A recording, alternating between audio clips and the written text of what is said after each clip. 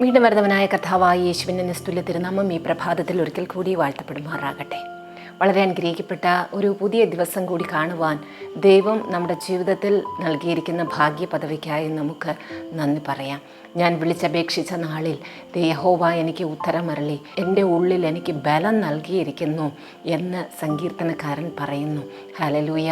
അപ്പോൾ ഏതൊരു കാലഘട്ടത്തിലും മനുഷ്യർ ഭയപ്പെടുമ്പോൾ അല്ലെങ്കിൽ തങ്ങളുടെ ആവശ്യങ്ങളുടെ മധ്യത്തിൽ അവർ സ്വർഗത്തിലേക്ക് നോക്കി യഹോവയോട് നിലവിളിക്കുകയും അവർക്ക് ഉത്തരമരുന്നൊരു ദൈവമുണ്ടെന്ന് അവർ വിശ്വസിക്കുകയും ആ വിശ്വാസത്താൽ അവരുടെ ഉള്ളിൽ ഒരു ബലം കൽപ്പിക്കുകയും ചെയ്യുന്ന ഒരു പിതാവ് നമുക്ക് നിശ്ചയമായും ഉണ്ട്. കാരണം ഭൂമിയുടെ ആഴങ്ങളിൽ നിന്ന് നിലവിളിക്കുമ്പോൾ കേൾക്കുന്നൊരു ദൈവമാണ്. പ്രാർത്ഥന കേൾക്കുന്നൊരു ദൈവമാണ്. നമ്മുടെ നിലവിളികൾക്കും ഹൃദയത്തിൻ്റെ ഞരക്കങ്ങൾക്കും മറുപടി നൽകുന്നൊരു ദൈവമാണ് നമ്മുടെ പിതാവ്. ആ പിതാവിൻ്റെ സന്നിധിയിൽ ഉറക്കെ പ്രാർത്ഥിച്ചോ, നിലവിളിച്ച് പ്രാർത്ഥിച്ചോ, ഇനി പ്രാർത്ഥിക്കാനേ കഴിയുന്നില്ല, സങ്കടത്തിൻ്റെ ആധിക്യത്താൽ ഞരക്കത്തോടു കൂടിയാണോ, എങ്ങനെയാണെങ്കിലും ഹൃദയത്തിൽ നിന്ന് പ്രാർത്ഥനയും നന്ദിയും സ്തുതിയും ആരാധനയും ഒക്കെ അത് സ്വീകരിക്കാൻ യോഗ്യനായിരിക്കുന്ന കർത്താവിൻ്റെ സന്നിധിയിൽ തന്നെ അർപ്പിച്ച് നമുക്ക് അല്പസമയം കണ്ണുകളെ അടയ്ക്കാം, പ്രാർത്ഥിക്കാം. ഞങ്ങളെ അളവ് കൂടാതെ സ്നേഹിക്കുകയും പരിപാലിക്കുകയും ചെയ്യുന്ന ഞങ്ങളുടെ സ്വർഗീയ നല്ല പിതാവേ, കർത്താവേ, അവിടുന്ന് ദൈവമേ സ്വർഗത്തിലിരിക്കുന്ന ദൈവം മാത്രമല്ല, താണ ഭൂമിയിൽ വന്ന് ഞങ്ങളുടെ നിലവിളി കേൾക്കുകയും ഞങ്ങളുടെ സങ്കടങ്ങളെ അറിയുകയും ഞങ്ങളോട് കൂടെ നടക്കുകയും ഞങ്ങളെ ചേർത്ത് പിടിക്കുകയും കർത്താവെ ഞങ്ങളെ തോളിലേറ്റി നടക്കുകയും അമ്മ ആശ്വസിപ്പിക്കുന്നത് പോലെ ആശ്വസിപ്പിക്കുകയും അപ്പനെ പോലെ ഞങ്ങളെ ശാസിക്കുകയും ചെയ്യുന്നൊരു നല്ല ദൈവമായിരിക്കാൽ സ്തോത്രം അപ്പച്ച. ഞങ്ങളുടെ ദൈവത്തെ പോലൊരു ദൈവം മറ്റാർക്കുണ്ട് കർത്താവെ? ഈ ഭൂമിയിൽ അനേക ദേവന്മാരുണ്ട്, മനുഷ്യർ നിലവിളിക്കുന്ന അനേക ശക്തികളുള്ളപ്പോൾ ഞങ്ങളുടെ ദൈവം ജീവനുള്ളൊരു ദൈവമായിരിക്കാലേ സ്തോത്രം അപ്പ. അങ്ങ് സ്വർഗത്തിൽ മാത്രം ഇരിക്കാതെ താണ് ഭൂമിയിൽ വന്ന് ഞങ്ങളുടെ സങ്കടങ്ങളും ദൈവമേ ഞങ്ങളുടെ അവസ്ഥകളെല്ലാം അറിഞ്ഞ് ദൈവമേ അങ്ങ് ഇന്നും ഉയർത്തെഴുന്നേറ്റ് ഞങ്ങൾക്കായി ജീവിക്കുന്നതിന് വേണ്ടി സ്തോത്രം അപ്പച്ച. ഞങ്ങൾക്കൊരു മഹാപുരോഹിതനുണ്ട് സ്വർഗത്തിൽ പിതാവിൻ്റെ സന്നിധിയിൽ കർത്താവെ. 24 മണിക്കൂറും സദാസമയവും ദൈവമേ ഒരു നിമിഷം പോലും ഞങ്ങളെ മാറ്റിവയ്ക്കാതെ ഞങ്ങൾക്കായി സദാ പക്ഷപാതം ചെയ്യുന്നൊരു കർത്താവ് ഉള്ളതിനായി സ്തോത്രം. മനുഷ്യർക്കും ദൈവത്തിനും ഇടയിൽ കർത്താവെ മറുവിലയായി വന്ന ഒരേ ഒരു മധ്യസ്ഥൻ കർത്താവായിരിക്കുന്ന യേശു ക്രിസ്തു. ദൈവമേ ഞങ്ങളുടെ ആരുടെയെങ്കിലും ജീവിതത്തിൽ കർത്താവിനെ കൂടാതെ പരിശുദ്ധാത്മാവിനെ കൂടാതെ മറ്റേതെങ്കിലും മധ്യസ്ഥന്മാരോ മറ്റ് വിശുദ്ധരോ മറ്റാരെയെങ്കിലും ഞങ്ങൾ കർത്താവിൻ്റെ സ്ഥാനത്ത് വച്ചിരിക്കുന്ന ഒരു അജ്ഞത ഞങ്ങളുടെ ജീവിതത്തിലുണ്ടെങ്കിൽ അതിനെല്ലാം മാറ്റിക്കളഞ്ഞ് കർത്താവായിരിക്കുന്ന യേശുവിൽ മാത്രം വിശ്വസിച്ച് യേശുവിൽ മാത്രം ആരാധന അർപ്പിച്ച് കർത്താവെ യേശുവിനോട് മാത്രം പ്രാർത്ഥിച്ച് മുന്നോട്ട് പോകുവാൻ ഈ ദിവസങ്ങളിൽ അവിടെ നിന്ന് ഞങ്ങളെ സഹായിക്കണമെന്ന് പ്രാർത്ഥിക്കുന്ന പച്ച. ദൈവമേ പരിശുദ്ധാത്മാവ് ഞങ്ങൾക്ക് അതിനുള്ള ബോധ്യം തരട്ടെ. വചനത്തിൽ പിതാവായിരിക്കുന്ന ദൈവം കർത്താവായിരിക്കുന്ന യേശുവിനെ ഞങ്ങൾക്ക് എപ്രകാരം തന്നിരിക്കുന്നുവോ അതുപോലെ അറിഞ്ഞ് ഹൃദയത്തിൽ ഉൾക്കൊണ്ട് വിശ്വസിച്ച് കർത്താവെ അതനുസരിച്ച് ജീവിക്കുവാൻ ദൈവമേ അങ്ങ് ഞങ്ങളെ സഹായിക്കണമെന്ന് പ്രാർത്ഥിക്കുന്ന പച്ച. ദേഹം ദേഹി ആത്മാവിലൊരു പുതുക്കത്തിൻ്റെ അവസ്ഥ ഈ ദിവസങ്ങളിൽ അവിടെ നിന്ന് ഞങ്ങൾക്ക് നൽകണമേ കർത്താവേ.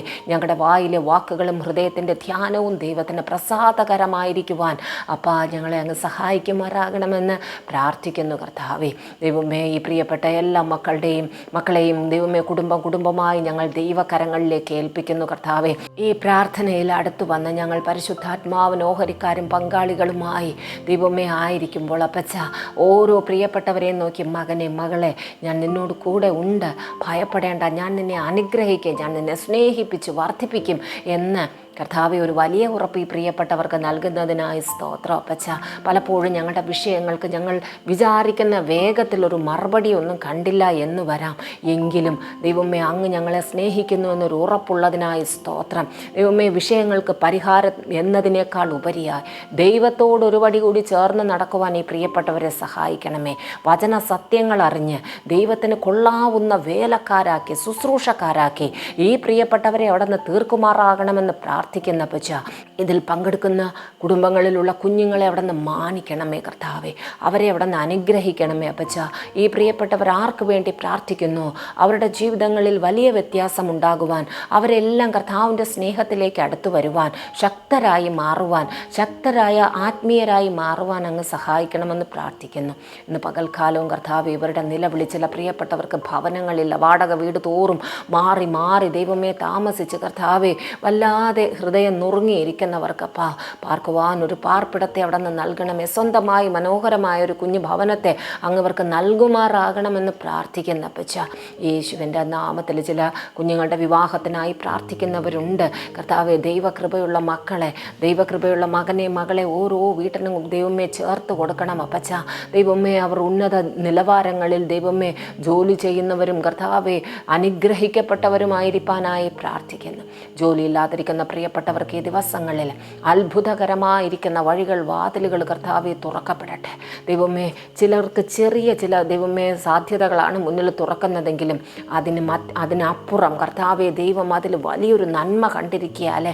ചിലതിനെ പുറംകാലുകൊണ്ട് തട്ടിക്കളയുന്നത് പോലെ ഇത് വേണ്ട എന്ന് വയ്ക്കാതെ ചിലതിലേക്കൊക്കെ പ്രവേശിക്കുവാൻ തക്കവണ്ണം ഒരു തീരുമാനമെടുക്കുവാൻ അങ്ങ് സഹായിക്കണമേ. ചില രാജ്യങ്ങളിലേക്കുള്ള യാത്രകൾക്ക് വന്നിരിക്കുന്ന ദൈവമേ ചില നിയമത്തിൻ്റെ ദൈവമേ എതിരായുള്ള നടപടികൾ യേശുവിൻ നാമത്തിൽ ഞങ്ങൾ ക്യാൻസൽ ചെയ്ത് പ്രാർത്ഥിക്കുന്നു കർത്താവേ.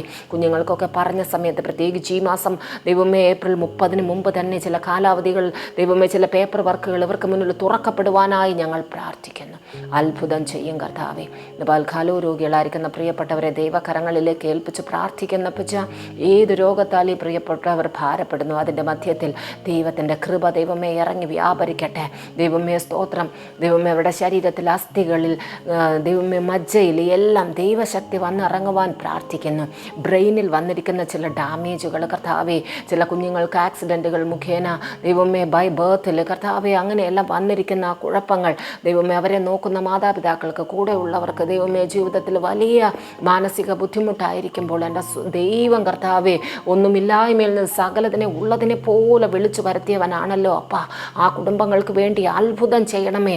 അങ്ങ് തൊട്ട് കർത്താവെ അവരുടെ ബ്രെയിനിൽ കർത്താവെ വലിയ മാറ്റത്തെ, ജീവൻ്റെ സമൃദ്ധിയെ അവിടെ നയിക്കുമാറാകണമെന്ന് പ്രാർത്ഥിക്കുന്നു. നെർവ് സിസ്റ്റത്തിൽ വന്നിരിക്കുന്ന ദൈവമേ കുറവുകൾ, ബലഹീനതകൾ, ബ്ലോക്കുകൾ അതെല്ലാം യേശുവിൻ രക്തത്താൽ കർത്താവെ മാറിപ്പോകട്ടെ. യേശുവിൻ്റെ അടിപ്പിണരാളുള്ള സൗഖ്യം ഇറങ്ങി വരട്ടെ പച്ച. യഹോവ റാഫയായിരിക്കുന്ന ദൈവത്തിൻ്റെ സൗഖ്യത്തിൻ്റെ ശക്തി ഓരോരുത്തരിലും ഇറങ്ങി വരുവാൻ പ്രാർത്ഥിക്കുന്നു. എല്ലാ വേദനകളും സംശയങ്ങളും ഭയവും എല്ലാം ഈ പ്രിയപ്പെട്ടവരെ വിട്ട് മാറിപ്പോകട്ടെ. ദൈവകരങ്ങളിലേക്ക് ഏൽപ്പിക്കുന്നു യേശു ക്രിസ്തുവിൻ്റെ ധന്യമുള്ള നാമത്തിൽ തന്നെ. ആമേൻ, ആമേൻ.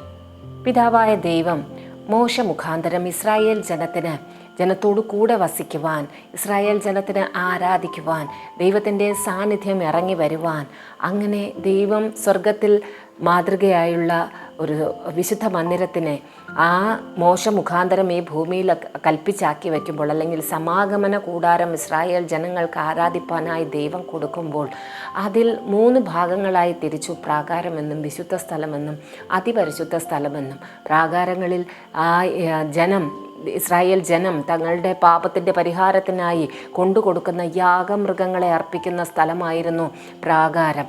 അവിടെ നിന്നും അകത്തേക്ക് പോകുമ്പോൾ വിശുദ്ധ സ്ഥലത്ത് പുരോഹിതന്മാർ ശുശ്രൂഷിക്കുന്ന സ്ഥലമാണ് വിശുദ്ധ സ്ഥലം.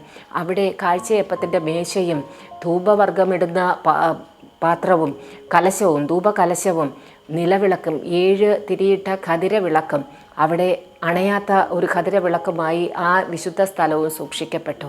അതിനുള്ളിൽ അതിപരിശുദ്ധ സ്ഥലത്തേക്ക് ആണ്ടിലൊരിക്കൽ മാത്രം മഹാപുരോഹിതന് കടന്നു ചെല്ലാവുന്ന ദൈവസാന്നിധ്യം ഇറങ്ങി വസിക്കുന്ന ആ സ്ഥലത്ത് അവിടെ നിയമപ്പെട്ടകം, കർത്താവിൻ്റെ നിയമപ്പെട്ടകം, കൃപാസനത്തിൻ്റെ ഉള്ളിൽ നിയമപ്പെട്ടകവും മന്ന ഇട്ടുവച്ച പൊൻപാത്രവും അഹരോൻ്റെ തളിർത്ത വടിയുമായി ദൈവം അപ്രകാരം തൻ്റെ വിശുദ്ധ സ്ഥലത്തെ ക്രമീകരിക്കുന്നു. ഹല്ലേലൂയ. അവിടെ ഒരിക്കലും അണയാത്തതായി നിരന്തരം കത്തിക്കൊണ്ടിരിക്കുന്ന ഒരു ഖദിരവിളക്ക്, 7 തിരിയിട്ട ഒരു ഖദിരവിളക്ക് ആ വിശുദ്ധ സ്ഥലത്തെ അലങ്കരിച്ചിരുന്നു. അതിലേക്ക് ഉപയോഗിക്കേണ്ടുന്നത് ഇടിച്ചെടുത്ത തെളിവുള്ള ഒലിവെണ്ണയായിരുന്നു. പുരോഹിതന്മാർ അതിൻ്റെ കരിന്തിരി മുറിച്ച് കളഞ്ഞ് അതിൽ എണ്ണ ഒഴിച്ച് നിരന്തരം കത്തിക്കൊണ്ടിരിക്കുന്ന മഹാപുരോഹിതൻ അതിനെ ഒരിക്കൽ കത്തിച്ചത് എന്നും അണയാതെ സൂക്ഷിക്കുന്ന നിലവാരത്തിൽ ഒരു ഖദിരവിളക്കുണ്ടായിരുന്നു. പ്രിയപ്പെട്ട ദൈവമക്കളെ, നമ്മുടെ ജീവിതത്തിലും കർത്താവിൻ്റെ സന്നിധിയിലേക്ക് നാം കടന്നു വന്നാൽ ഇരുട്ടിൽ നിന്ന് തൻ്റെ അത്ഭുത പ്രകാശത്തിലേക്ക്, അന്ധകാരത്തിൽ നിന്ന് തൻ്റെ അത്ഭുത പ്രകാശത്തിലേക്ക് നമ്മെ വിളിച്ച കർത്താവ് നമ്മുടെ ജീവിതത്തിൽ ഒരു വെളിച്ചത്തെ കത്തിച്ചു വെക്കുകയാണ്, അല്ലെങ്കിൽ ഒരു പ്രകാശത്തെ നമ്മുടെ ജീവിതത്തിൽ അയക്കുകയാണ്.